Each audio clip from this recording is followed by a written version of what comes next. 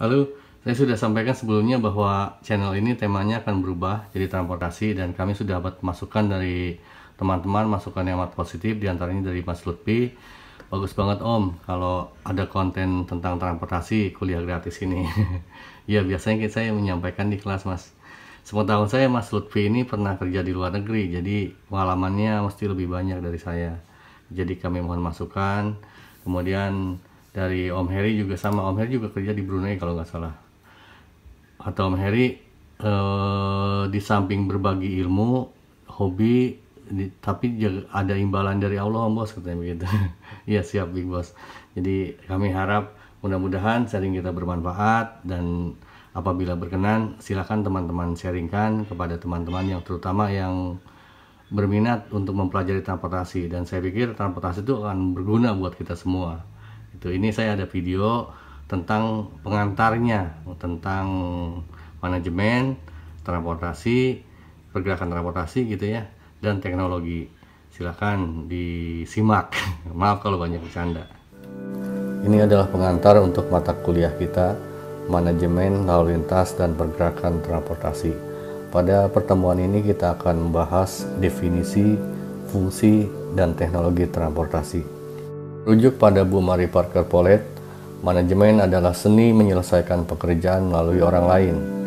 Ini berarti bahwa seorang manajer bertugas mengatur dan mengarahkan orang lain untuk mencapai tujuan organisasi. Dengan kata lain, manajemen adalah suatu seni untuk nyuruh-nyuruh orang.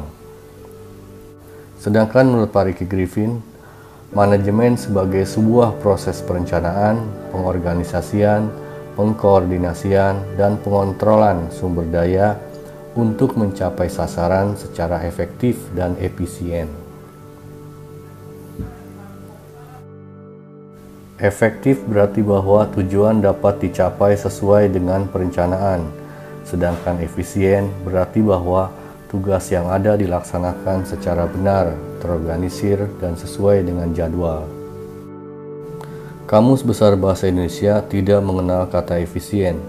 Didefinisikan bahwa manajemen adalah penggunaan sumber daya secara efektif untuk mencapai sasaran. Jadi, seorang pimpinan atau manajer itu bertanggung jawab atas jalannya perusahaan dan organisasi. Sedangkan menurut Kamus Oxford, manajemen adalah kegiatan mengontrol atau mengendalikan orang atau barang. Perlu menjadi catatan bahwa sampai saat ini manajemen belum memiliki definisi yang secara luas diterima secara universal. Jadi definisi menurut Anda, saya, dia tentang manajemen bisa berbeda-beda tergantung pemahaman kita masing-masing. Supaya mudah dan cepatnya, maka kita sepakati saja bahwa manajemen adalah pengelolaan sumber daya secara optimal untuk mencapai tujuan. Yang dimaksud dengan sumber daya itu bisa macam-macam. Ada sumber daya manusia, peralatan, pembiayaan. Itulah yang kita kelola dan kita optimalkan untuk mencapai tujuan yang kita tetapkan.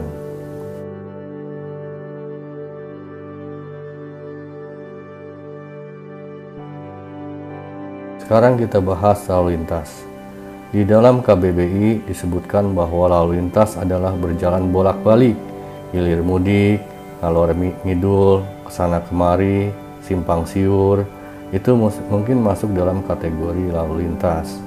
Sedangkan di dalam Undang-Undang Nomor 22 Tahun 2009 itu disebutkan bahwa lalu lintas adalah gerak kendaraan dan orang di ruang lalu lintas jalan.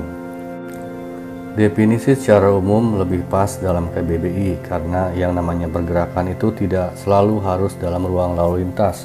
Bisa saja di ruang tamu, ruang makan, ruang lain-lain itu masuk dalam lalu lintas. Selanjutnya kita bahas manajemen lalu lintas.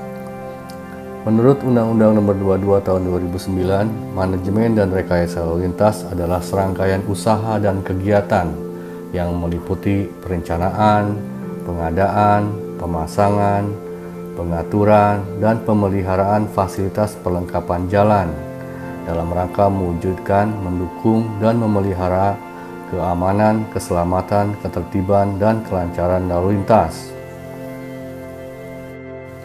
Kita gabungkan definisi manajemen dan definisi lalu lintas, dan kita sepakati bahwa manajemen lalu lintas adalah pengelolaan pergerakan benda secara optimal.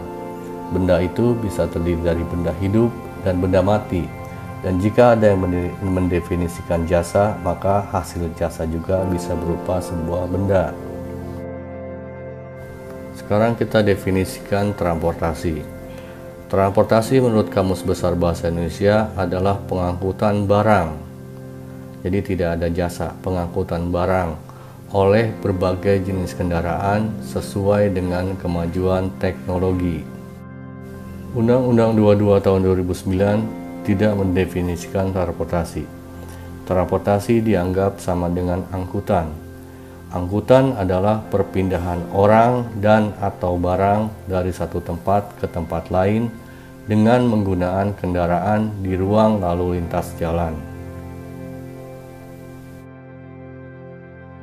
Kita yang kuliah boleh mempertanyakan definisi.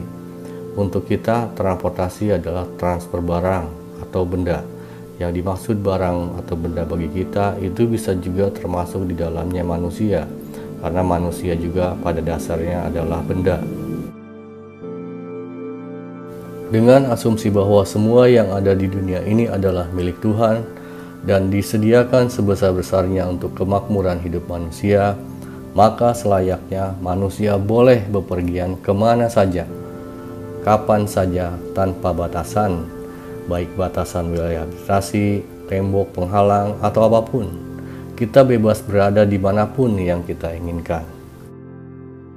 Segala macam halangan, rintangan, rantangan, hambatan, segala macam gangguan yang ada itu harusnya tidak ada dalam dunia transportasi. Jadi jika Anda bertanya bagaimana sistem transportasi yang baik, mungkin kita bisa ingat cerita Brahma Kumbara dulu, sahur sepuh. Dia punya ilmu raslok yang tinggal memejamkan mata kemudian bisa pindah ke tempat yang dia bayangkan. Kira-kira begitulah idealnya sebuah sistem transportasi.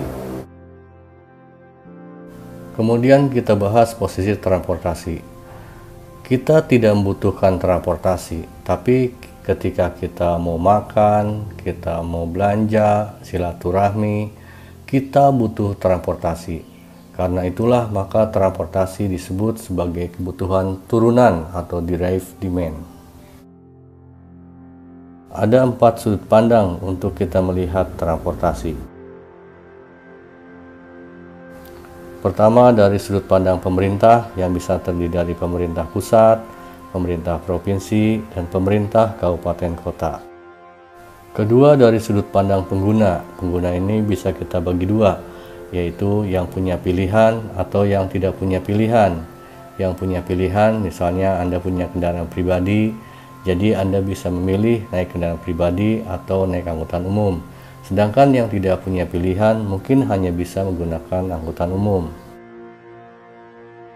Kemudian untuk operator, Anda bisa pilih sendiri, ada operator offline, ada operator online, ada operator bus damri, ada operator angkot, ada operator taksi, dan lain sebagainya. Untuk non-pengguna, anggap saja kita tinggal di pinggir rel kereta lah. Kita merasakan gangguan, merasakan berisik, getaran, dan lain sebagainya, tapi kita tidak mendapat manfaat dari pergerakan kereta tersebut. Sekarang kita bahas fungsi transportasi. Ini bisa dilihat berdasarkan perspektif pemerintah. Jadi lalu lintas dan angkutan jalan itu dimaksudkan untuk terwujudnya pelanggaran lalu lintas dan angkutan jalan yang aman, selamat, tertib, lancar, terpadu dengan moda angkutan lain untuk mendorong perekonomian nasional dan selanjutnya. Kemudian terwujudnya etika lalu lintas dan terwujudnya penegakan hukum. Secara filosofis, fungsi transportasi ada dua, yaitu mempercepat proses pembangunan dan pemerataan pembangunan.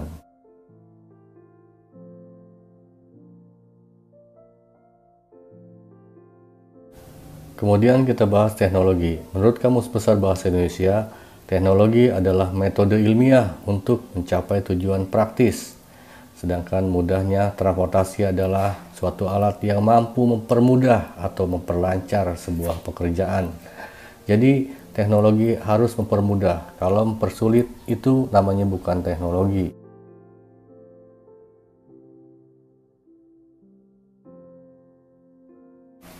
Sebagai rangkuman, manajemen adalah pengelolaan sumber daya secara optimal. Transportasi adalah transfer barang. Orang, binatang, itu masuk kategori barang, termasuk juga jasa masuk kategori barang. Kemudian posisi transportasi adalah kebutuhan turunan, direct demand, tapi berfungsi juga sebagai penggerak roda perekonomian. Teknologi itu bersifat personal, bisa saja buat Anda teknologi, buat saya bukan, karena saya susah, nggak bisa makainya. Teknologi prinsipnya harus memudahkan, bukan nyusahin orang. Sebagai kuis, saya bertanya, apakah pembangunan light rail transit di Kota Bandung itu termasuk kategori manajemen atau bukan? Silakan jawab kalau mau, kalau enggak ya enggak apa-apa. Kira-kira begitu yang bisa kita sharingkan. Mudah-mudahan pemahaman transportasi ini bisa menambah wawasan buat kita supaya kita lebih baik begitu. Baik untuk pengguna ataupun buat penyedia, dalam hal ini pemerintah. Kira-kira demikian yang bisa kami sharingkan untuk saat ini. Silahkan apabila berkenan untuk memberi masukan dan berkenan men-sharingkan video kami. Terima kasih. Awesome.